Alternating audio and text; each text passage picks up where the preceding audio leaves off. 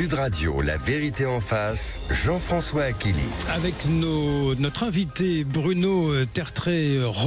Bonjour Bruno Tertrais. Je rappelle, vous êtes directeur adjoint de la Fondation pour la recherche stratégique, accessoirement auteur de La question israélienne, paru, c'était au début de l'année, février, aux éditions de l'Observatoire, livre furieusement d'actualité. Bruno Tertrais, nous évoquions hors micro à l'instant cette guerre entre Israël et l'Iran. Ce n'est pas qu'un sujet géopolitique loin de nous. Elle fait irruption, selon vous, dans nos esprits, ici, là, en France, dans la vie quotidienne de chez nous tous, quelque part?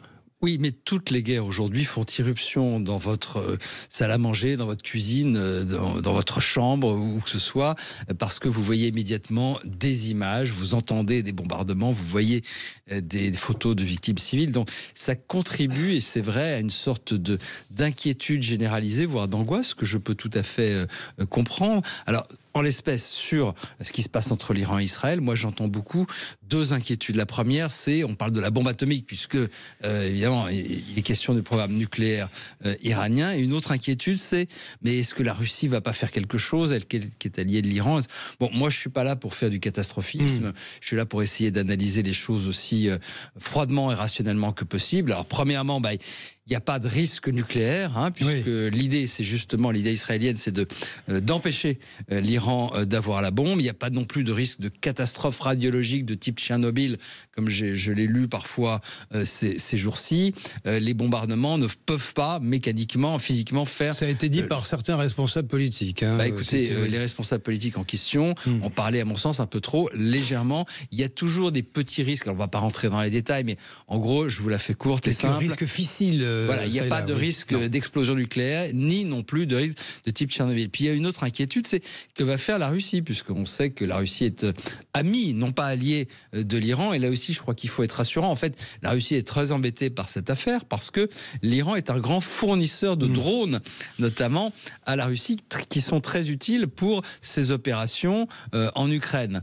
Et donc, c'est une gêne pour la Russie. La Russie n'est pas une alliée formelle de l'Iran. Elle n'a ni l'envie, ni l'obligation de porter secours à l'Iran. Donc là aussi, il faut couper court à certaines inquiétudes potentielles. Non, c'est pas le début de la Troisième Guerre mondiale. Non, alors voilà, c'est ça. C'est ce qui préoccupe chacun d'entre nous.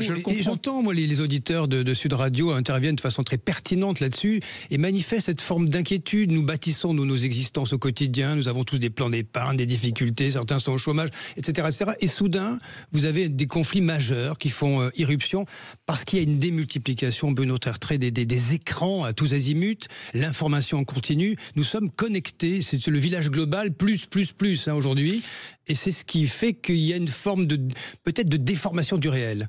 Oui, tout à fait. En tout cas, on a des lunettes qui ont changé un petit peu de focale. C'est-à-dire que, en fait, des conflits qui étaient très lointains et qui ne vous touchaient ni plus ni moins que c'est le cas aujourd'hui, on vous donne l'impression qu'ils vous concernent plus directement. Alors, attention, l'Ukraine, c'est quand même, ça nous concerne parce que c'est déjà l'Europe. C'est dans l'Europe. Israël, tout ce qui concerne Israël, il y a une sensibilité particulière dans une partie des populations européennes, pour une raison ou pour une autre, qui fait qu'on se sent, à tort ou à raison, plus concerné. Il peut y avoir des échos, bien sûr, de ces conflits, y compris littéralement dans la rue. Mais je le répète, c'est pas parce qu'on voit des images tous les jours de bombardements que la guerre se rapproche de nous. Alors Emmanuel Macron, en escale au Groenland, a fait des déclarations sur le conflit entre Israël et l'Iran. Le président de la République qui a souhaité que la négociation reprenne, mais qui a évoqué aussi le fait que la France n'a pas été sollicitée, que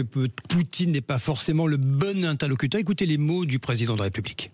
Personne ne souhaite voir l'Iran se doter de l'arme nucléaire, mais tout le monde souhaite que la discussion et la négociation reprennent. Et là aussi, les États-Unis d'Amérique ont une vraie capacité à faire revenir tout le monde autour de la table. Je ne crois pas que la Russie, qui aujourd'hui est engagée dans un conflit de haute intensité et a décidé de ne pas respecter la Charte des Nations Unies, puisse être en quoi que ce soit un médiateur. Bruno Tertrais, c'est une position raisonnable, mais au fond, qu'est-ce qu'elle impacte ? Alors, oui, c'est une position raisonnable. Déjà sur un point, non, la Russie peut absolument pas être un médiateur dans cette affaire-là. Un faiseur de guerre, médiateur en face, oui, c'est voilà, compliqué. C'est assez peu crédible. La France s'inquiète et est concernée par cette affaire iranienne depuis très longtemps. D'abord parce que nous avons été victimes nous-mêmes, on l'a un peu oublié, du terrorisme d'inspiration iranienne dans les années 1980. Ensuite, surtout parce que la France a été un des négociateurs de cet accord sur le nucléaire de 2015, qui a été ensuite mis à la poubelle par Donald Trump en 2018. Mais la France suit ce dossier de très près. Elle le connaît extrêmement bien. Il y a même eu un conseil de défense consacré à l'Iran il y a 3 semaines environ. Donc Emmanuel Macron s'intéresse de très près à cette affaire. À mon sens, il a raison, parce que si jamais l'Iran devait se doter de la bombe atomique, ça, là pour le coup, il y aurait une réverbération partout sur la planète. Et sur Israël, juste un point, parce que je crois qu'on fait parfois des mauvais procès au président de la République. On lui dit, mais alors il est incohérent, puisqu'un jour il est d'un côté, un jour il est de l'autre. Là, je crois il ne s'agit pas de le défendre ou de l'attaquer, mais je crois qu'il est assez clair sur 2 choses. D'abord, il considère qu'aujourd'hui il faut reconnaître la Palestine à la suite d'un processus de reconnaissance mutuelle, mais en même temps, mais c'est du en même temps, j'allais dire positif, il dit, attention, si Israël est attaqué, nous contribuerons à sa défense, comme la France l'a fait d'ailleurs l'an dernier, quand il y a eu au printemps 2024 plusieurs attaques iraniennes contre Israël. Et c'est pas des positions contradictoires. La France avait prêté main forte à l'époque. Elle a prêté main forte parce qu'elle est présente en Jordanie notamment, qu'elle peut contribuer à la défense aérienne, parce qu'il suffit de regarder la carte. Les missiles et les drones qui vont d'Iran en Israël, ils passent au-dessus de la Jordanie et l'Irak. Mais nous ne sommes plus sollicités par Israël parce qu'il y a une forme de désamour quand même depuis quelques mois. Ou de défiance peut-être. Oui, il y a une méfiance réciproque, notamment parce que il y a cette affaire de reconnaissance potentielle de l'État palestinien. Mais il n'empêche, vous savez, derrière ce que vous appelez les désamours, c'est-à-dire les discours publics de part et d'autre, il y a aussi des coopérations mutuelles qui continuent à exister. Et ce que Macron a dit il y a quelques jours, c'est que si Israël a de nouveau besoin de nous pour défendre sa population, eh bien, si nous sommes sollicités, nous répondrons présent comme on l'a fait il y a 1 an. Et à ce stade, ça n'a donc pas été fait. Alors Bruno Tertrais, vous allez éclairer les auditeurs de Sud Radio ce matin. Donald Trump, que vous évoquiez à l'instant, lors de son récent discours à Riyad, avait dit qu'il souhaitait conclure un accord avec l'Iran sur le nucléaire. Il veut être une sorte de faiseur de paix. Il a même déclaré, j'ai noté, je n'ai jamais cru qu'il fallait avoir des ennemis permanents. Et soudain, sa stratégie, elle est bien mise à terre par Benjamin Netanyahu. Alors oui et non. Alors, ce qui est vrai, quelle est la réalité de la présence américaine dans cette histoire de guerre là? Alors, premièrement, toujours se souvenir que Donald Trump a un objectif, c'est d'avoir le prix Nobel de la paix. C'est pour ça qu'il lance des initiatives de cessez-le-feu sur Gaza, de cessez-le-feu sur l'Ukraine et de règlement du problème nucléaire iranien. C'est d'ailleurs toujours le même qui s'y colle, si je veux dire. C'est Steve Witkoff, un de ses amis, un agent immobilier, un promoteur immobilier de New York, de New York à succès. Et pour l'instant, on ne peut pas dire que les résultats soient très probants. Alors, est-ce que Donald Trump a trompé l'Iran parce que tout ça était une mascarade destinée à masquer la préparation d'une attaque israélienne? Non. Est-ce que Donald Trump a encouragé Netanyahou à le faire? Non. Mais Donald Trump, en même temps, a considéré qu'à un moment, si Israël estimait que c'était le moment de le faire, eh bien, il n'allait pas faire obstacle à cette série de bombardements. En même temps, il continue à espérer effectivement que les négociations reprennent. Bon, alors, à mon avis, il rêve. Mais il y avait normalement encore une session de négociation prévue dimanche à Oman. Oui. Donc, ce qu'il espère Donald Trump, fidèle à sa manière traditionnelle de procéder, vous savez, sa négociation, c'est je te mets à terre et ensuite on discute. C'est la même stratégie de négociation qu'il a depuis 40 ans dans l'immobilier, c'était pareil. J'en t'envoie un coup de poing sur la figure et après on discute. Mais là, je crois que l'idée d'une reprise des négociations n'est pas très réaliste. Non, l'objectif de cette campagne militaire, c'est d'aller détruire l'arsenal nucléaire, la capacité des Iraniens à fabriquer la bombe. C'est faisable ou pas ? Parce que c'est toute la question quand même. Oui, alors ce qui est tout à fait envisageable, c'est de réduire la capacité iranienne à effectivement fabriquer la bombe. Les installations nucléaires principales, pas toutes, ont été bombardées. Les missiles, les sites de missiles, de fabrication et de stationnement de missiles sont également bombardés. Vous savez, en politique, souvent, l'idée, c'est de gagner du temps. Et le temps, c'est précieux. Donc, si les Israéliens estimaient que l'Iran aurait pu avoir la bombe d'ici, en gros, 1 an, puisque ce délai change selon les moyens iraniens et les décisions que l'Iran prend, eh bien, l'idée, c'est de dire on va ramener ce délai à 10 ans. Voilà, quelque chose comme ça. Et c'est déjà pas mal. On ne peut pas détruire complètement un programme nucléaire, d'autant plus que certaines des installations clés sont très profondément enterrées et que les Israéliens ne pourraient pas les endommager sans l'appui des Américains. Ce qui pourrait, c'est-à-dire avoir un certain type de bombe qui perce. Oui, en fait, là, il y a notamment une installation que les Iraniens, pour éviter d'être bombardés, justement, ont enterré très profondément sous la montagne, qui s'appelle Fordo. Et c'est une installation d'enrichissement de l'uranium que les Israéliens ne peuvent pas bombarder, ne peuvent pas endommager sans l'aide des États-Unis. Et il y a aussi, vous savez, les assassinats de responsables scientifiques et des ingénieurs nucléaires iraniens. Ça compte aussi parce que quand vous voulez fabriquer une bombe, c'est pas facile. Ça, c'est fait. Pardonnez-moi de cette remarque triviale, mais les assassinats, il y avait un programme secret, c'est des actions au sol, comment ça se passe? Les 9 personnes qui ont été assassinées au cours des 5 derniers jours étaient effectivement des responsables importants que vous ne pouvez pas remplacer facilement. J'allais dire, sans aucune... les militaires, les responsabilités, vous pouvez les remplacer assez facilement. Vous prenez le suivant dans la pyramide. Qui sera forcément compétent et fera le job. Oui, il le fait déjà à la place de celui qui incarne l'autorité militaire. Alors qu'un ingénieur ou un scientifique nucléaire spécialisé dans tel ou tel domaine de la fabrication d'une arme, c'est beaucoup plus difficile. Donc tout ça pour vous dire que les Israéliens sont en train, dans tous les cas de figure, de porter un coup extrêmement dur au programme nucléaire iranien. Ils ne l'ont certainement pas éliminé, mais... l'affrontement ne fait que commencer. Bruno Tertrais, est-ce que nous sommes partis, alors c'est un peu boule de cristal comme question, mais sur une guerre longue distance qui va durer des semaines, des mois, on le voit avec Gaza, dans un autre registre, c'est ce qui se passe depuis des années en Ukraine, donc une sorte, comme chez Orwell, d'état de guerre permanent entre des blocs, et puis nous vivons avec cette perspective, avec des morts dans tous les sens, des débats n'en plus finir. Chez nous en France, qui polluent notre vie. Oui, est-ce que c'est parti pour durer ? Alors, premièrement, oui, l'affrontement est parti pour durer. D'ailleurs, Netanyahou l'avait annoncé lui-même. Il avait parlé de séquence d'ouverture, donc ça va certainement durer encore des jours, peut-être des semaines. Après, ça sera une question, j'allais dire, de capacité et de résilience des deux côtés, du côté iranien et du côté israélien. On voit par exemple que les Iraniens commencent à avoir du mal à lancer des centaines de missiles comme ils l'avaient fait l'an dernier. Une des choses à suivre, par exemple, pour les gens qui analysent ces conflits, c'est de voir combien les Iraniens sont capables de lancer de missiles. Évidemment, les Israéliens, c'est ce qui les intéresse, c'est combien on en arrête. Mais je vous entends, Jean-François Equilibre, parler de guerre permanente et de guerre entre blocs. Attention, on n'a pas 2 blocs militaires comme on avait au temps de la guerre froide. C'est plus compliqué que ça. Moi, je dis souvent dans un autre livre, je raconte que c'est plutôt un affrontement entre 2 familles de pays.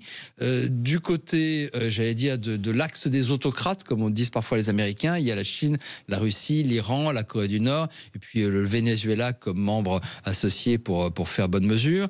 Et puis, on a une sorte de famille occidentale, mais qui est assez désunie. Plus ancienne, en quelque sorte. Plus ancienne, mais j'allais dire qu'on n'est pas dans des blocs militaires ou dans des blocs d'alliance, comme en 1914. C'est une des raisons pour lesquelles je ne crois pas qu'on soit à la veille d'une guerre mondiale, ou comme en 1939. C'est plutôt des familles de pays qui sont en compétition et qui, parfois, effectivement, se font la guerre. Mais nous n'avons pas de raison, nous, Français, d'être impliqués dans une guerre aujourd'hui. Je rappelle par ailleurs que les guerres les plus meurtrières, on n'en parle jamais. La guerre du Tigré, par exemple, je ne suis pas sûr que tous les auditeurs aient déjà entendu parler de la guerre du Tigré en Éthiopie. Ça a été le conflit le plus meurtrier pendant 3 ans de suite, des centaines de milliers de morts, et ça, on n'en parle pas beaucoup parce qu'on ne les voit pas. Allez, la vérité en face, 0826 300 300. Vous restez avec nous, avec notre invité Bruno Tertrais. Nous évoquons cette guerre qui a démarré entre Israël et l'Iran avec des buts précis, mais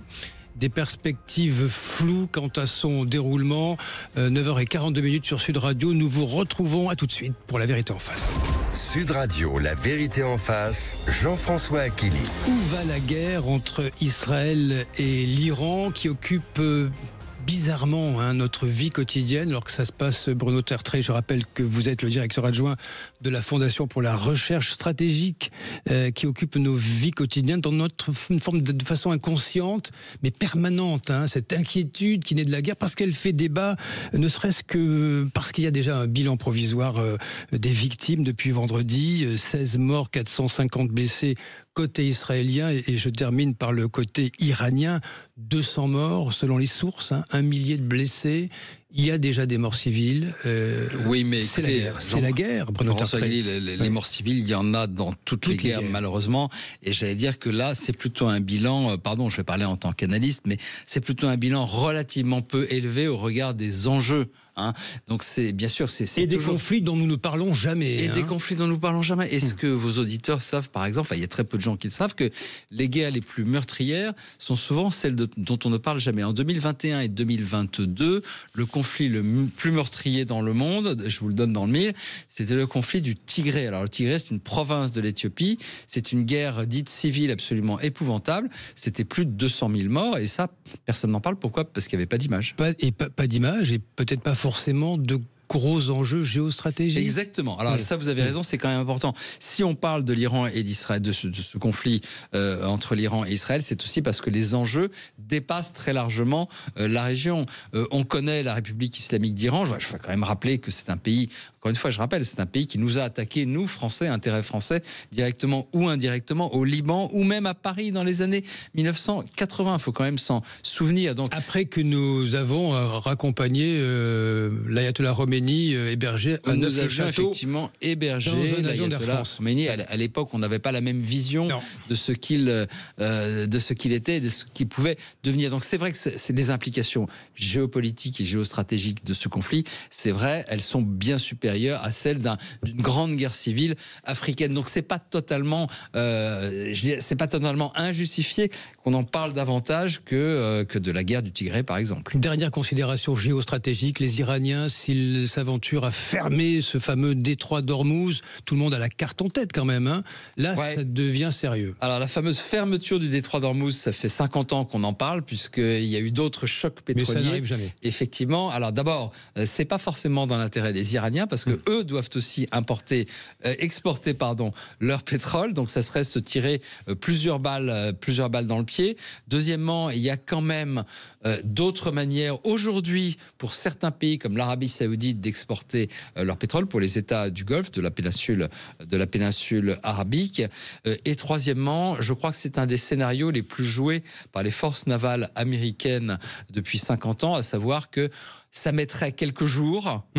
Donc il y aurait une interruption provisoire de l'exportation de pétrole et d'autres matières par le détroit d'Ormuz, mais il serait rouvert. Mais je le répète, ça serait surtout se tirer une gigantesque balle dans le pied pour les Iraniens. Bruno Tertrais, vous observez le débat qui a démarré chez nous en France avec ceux qui soutiennent... Bon gré mal gré, c'est peut-être Monsieur Netanyahou nous a mis devant le fait accompli, mais il y a des raisons objectives derrière. Je crois qu'on puis ceux qui se réfugient derrière le droit international, mais qui de fait valide un régime totalitaire. Alors le droit international, c'est compliqué. C'est plus compliqué que parfois ça en a l'air. Juste pour un point très simple, il y a des gens qui disent mais Israël vient d'attaquer un pays souverain sur son territoire, alors que c'est une guerre d'agression parce que l'Iran n'avait pas attaqué Israël. Cet argument-là est en train de monter chez nous en France. Mais attendez, mais il faudrait quand même comprendre, et c'est pas une manière de justifier ce que fait Israël, mais il faudrait quand même comprendre que depuis 1979, la République islamique d'Iran attaque Israël jour après jour, directement ou plutôt indirectement, à travers ces instruments qu'ont été le Hezbollah, le Hamas, etc. Ça fait quand même plus de 5 décennies que l'Iran attaque Israël. Donc on peut dire que d'une certaine manière, ça participe de la légitime défense. Alors évidemment, sur le programme nucléaire, c'est un peu différent, mais c'est vrai aussi que quand vous avez un pays qui ne reconnaît pas votre existence, qui prédit votre disparition, parce que c'est ce que font les Iraniens à court ou moyen terme, et qu'il est en train de se doter d'un programme nucléaire, bon, je sais pas, écoutez, franchement, si nous, Français, la Russie ne reconnaissait pas l'existence de la France et était en train de se doter d'un arsenal nucléaire, je pense qu'on aurait peut-être tendance à réagir de la même manière. Ce qui est un peu troublant, c'est que les gens qui soutiennent l'Iran, c'est les mêmes qui soutiennent le régime de Vladimir Poutine, par exemple. C'est un petit peu troublant. Et enfin, de l'autre côté, si j'ose dire, il ne s'agit pas de soutenir ou de pas soutenir un pays. On peut à la fois être scandalisé par l'ampleur des bombardements de Gaza aujourd'hui et soutenir le droit d'Israël à se défendre. C'est pas contradictoire. On n'est pas forcé d'être dans un camp ou dans un autre. On n'est pas forcé d'être un ami ou un ennemi de tel ou tel pays. C'est pas forcément binaire. Non, c'est pas forcément binaire. Il existe une vérité entre ces deux j'allais dire avis, que, encore une fois, je critique souvent la diplomatie du président de la République, mais je pense qu'il a raison de dire à la fois je veux œuvrer pour la création d'un véritable État palestinien et avec une reconnaissance mutuelle des pays arabes et d'Israël, et dire Israël a le droit de se défendre. Voilà, il faut pas être binaire systématiquement sur ces questions qui sont d'une très grande complexité. Vous qui observez ce conflit depuis très longtemps, Bruno Tertrais, vous avez l'impression que la France, la Grande-Bretagne, qui était quand même l'ancienne puissance coloniale en Palestine, vous n'avez pas l'impression que nos pays européens, bon, il y a celui qui est membre de l'Union et pas l'autre, désormais, mais sont totalement impuissants finalement écoutez, à jouer un quelconque rôle dans une zone où nous étions quand même très présents. Oui, mais le fait d'être une ancienne puissance coloniale ou ancienne puissance mandataire, ça ne donne aucun droit. Ça donne éventuellement des responsabilités. Pour la France, on voit quand même, par exemple, quand il y a eu le cessez-le-feu au sud Liban, la France a joué un rôle significatif à aider à ce cessez-le-feu l'année dernière. Donc on a quand même encore des possibilités. Deuxièmement, je rappelle que la France et l'Arabie Saoudite avaient prévu une grande conférence internationale à New York ce week-end pour essayer justement d'avancer dans la stabilisation du Proche-Orient. Cette conférence, elle est non pas annulée, mais reportée. Troisièmement, on peut œuvrer aussi, nous Français, nous Britanniques, à travers le Conseil de sécurité de l'ONU. Le problème, c'est que la Chine et la Russie bloquent à peu près tout au Conseil de sécurité de l'ONU. Quant aux États-Unis de Donald Trump, ils prennent systématiquement le parti d'Israël. Donc, si vous voulez, là, c'est pas notre impuissance, c'est celle des institutions internationales, et ça, c'est de la responsabilité des grandes puissances. Alors, je précise que la volonté du président de la République est de reporter rapidement l'initiative que vous évoquez à l'instant. C'est ce que affirmait hier l'Élysée, contacté au téléphone, qui précise que les dirigeants des pays de la zone, sans lesquels rien n'est possible en termes de reconnaissance réciproque, ne peuvent être logistiquement et politiquement présents, car contraints de rester dans leur pays respectif. On peut les comprendre, c'est pas le moment. C'est l'espace aérien. Mais c'est pas seulement l'espace aérien, c'est que regardez, les Saoudiens, ils sont en face, ils sont extrêmement inquiets, concernés, et en même temps pas totalement triste de voir la République islamique d'Iran, qui est un adversaire, voir son potentiel affaibli, voire réduit. Mais il était impensable pour la co-marraine de cet événement, l'Arabie Saoudite, de s'impliquer là plusieurs jours dans un grand événement diplomatique. C'est tout à fait compréhensible. Bruno Tertrais, vous êtes très actif, ceci n'est pas un reproche, sur X, sur l'ex-Twitter, pas seulement sur ces sujets de géostratégie qui sont votre spécialité, vous êtes très observateur de notre vie quotidienne, des débats qui agitent notre communauté nationale. Vous avez la sensation que cette guerre préoccupe vraiment les gens dans la vie quotidienne? On parle beaucoup de pouvoir d'achat, il y a aujourd'hui le bac de philo, il y a le baccalauréat qui est en cours, il y a des sujets sur la retraite, il y a ce conclave qui s'achève demain, on ne sait pas où on va, est-ce que ça sera toujours par répartition, est-ce que la retraite va être capitalisée? Il y a des tas de sujets, le budget, vous évoquiez tout à l'heure la dette, c'est en juillet, mi-juillet, il y a des tas de choses qui nous arrivent, qui nous dégringolent dessus.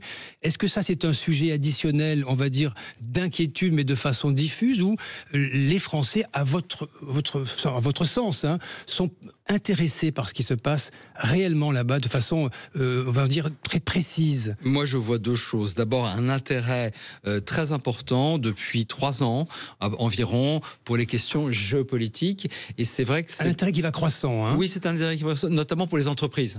Ça c'est intéressant. Moi, je suis très sollicité par les entreprises pour faire du conseil géopolitique. L'autre chose que je vois, c'est une inquiétude effectivement dans la population française parce que on avait l'Ukraine et maintenant on a le Moyen-Orient depuis 1 an et demi et ça pèse lourd. Ça, j'allais dire, c'est pas bon pour le moral. Les Français savent aussi que ça peut avoir des répercussions sur le prix de l'énergie, par exemple. Ils savent que tout pétrole. Ça, voilà, ce prix du gaz, du pétrole. Donc je comprends que ça, à la fois que ça intéresse et que ça préoccupe les Français, mais je le répète, il faut pas tomber dans le catastrophisme. On n'est pas du tout à la veille d'une très grande guerre où cette guerre ne va heureusement pas nous toucher, nous, directement. Mais je peux comprendre que l'ambiance soit pas folichonne en ce moment. Avec des débats politiques extrêmement tranchés alors que le conflit est en cours. On ne sait pas, Bruno Tertrais, où ça va. Hein. Là, pour l'instant, on ne peut pas dire ça va être très court, c'est les objectifs sont atteints. Vous avez raison, parce que là, pour le coup, on a le sentiment qu'Israël a décidé de régler la question iranienne une bonne fois pour toutes. C'est mon interprétation de ce qui se passe aujourd'hui. Il faut comprendre que les Israéliens ont pris un énorme coup sur la tête, si j'ose dire, le 7 octobre 2023 et ont décidé qu'ils ne pouvaient plus vivre avec des menaces qu'ils considèrent comme existentielles dans la région. L'expression qu'ils utilisent là-bas, c'est maintenant il faut couper la tête du serpent ou couper la tête de la pieuvre.